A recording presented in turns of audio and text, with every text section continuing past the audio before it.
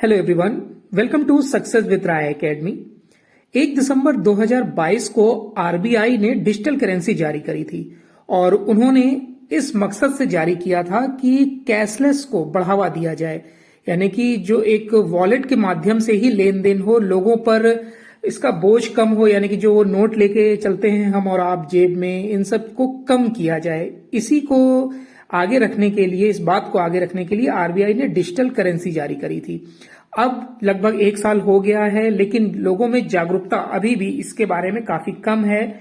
बहुत से लोग इसे यूपीआई ही समझते हैं, लेकिन ये यूपीआई से बहुत अलग है। तो आज की इस वीडियो में हम जानेंगे कि जो आरबीआई ने डिजिटल करेंसी जारी करी है वो किस रूप में करी है, किस तरह से वो कार्य करेगा और आने वाले समय में उसके क्या लाभ और क्या हानि होगा। सबसे पहले तो हम जानते हैं कि 1 दिसंबर 2022 से रिटेल डिजिटल रुपए का पहला पायलट प्रोजेक्ट लॉन्च किया गया था आरबीआई के द्वारा। आरबीआई ने इसे नाम दिया सीबीडीसी, यानी कि सेंट्रल बैंक डिजिटल करेंसी।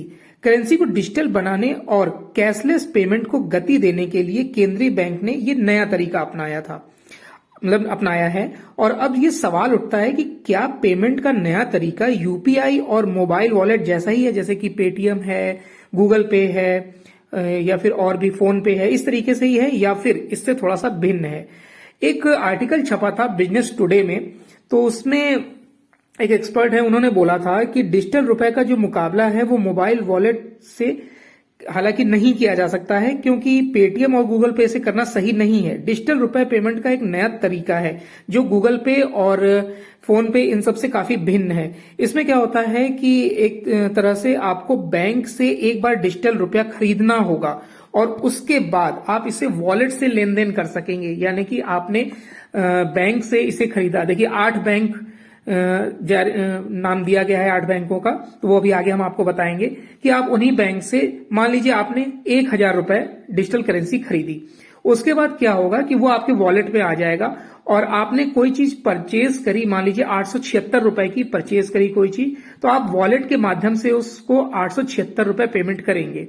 तो वॉलेट टू वॉलेट ये पेमेंट होगी, यानी कि सामने वाले व्यक्ति के पास भी डिजिटल करेंसी का वॉलेट होना चाहिए। ये भी इसमें महत्वपूर्ण है।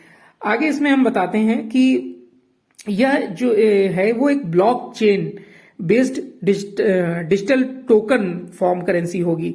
रिटेल डिजिटल करेंसी में आपको बिना किसी बैंक को शामिल किए ही लेन देन में सक्षम होना होगा, जैसे कि फिजिकल करेंसी में होता है।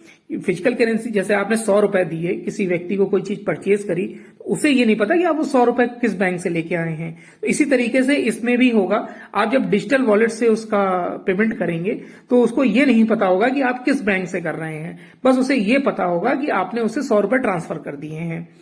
अब इसमें देखिए 2 तरीके से डिजिटल पेमेंट को आप की पेमेंट कर सकेंगे। एक तो सीबीडीसी डब्ल्यू और सीबीडीसी आर।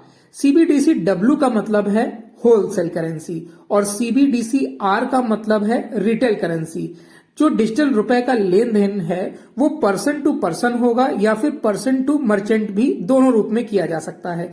भारत की इकोनॉमी को डिजिटल रूप से विकसित करने की दिशा में रिजर्व बैंक का ये एक बहुत बड़ा कदम माना जा रहा है और एक पायलट प्रोजेक्ट के रूप में इसमें 8 बैंकों को भी शामिल किया गया है। अब ये 8 बैंक कौन कौन से हैं? SBI, ICICI bank, yes bank, IDFC first bank, bank of Baroda, union bank और एचडीएफसी बैंक और कोटक महिंद्रा बैंक इसमें शामिल किए गए हैं।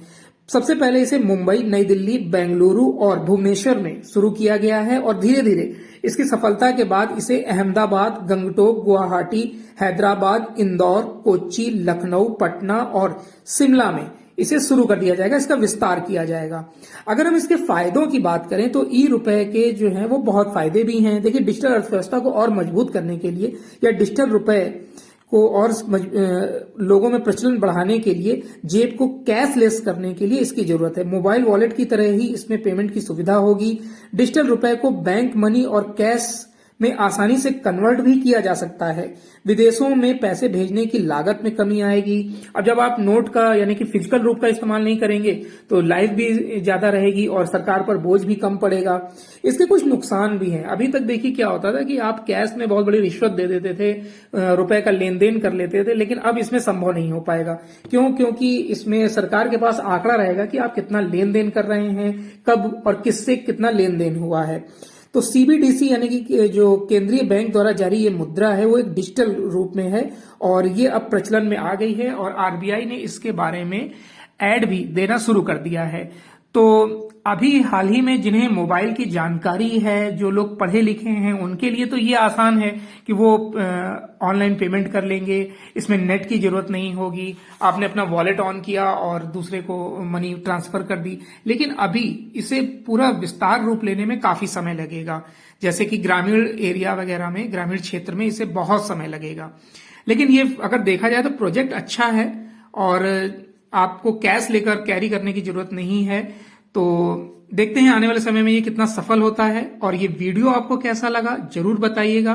और इस वीडियो से संबंधित कोई डाउट है तो कमेंट बॉक्स के माध्यम में बताइएगा। वीडियो देखने के लिए धन्यवाद।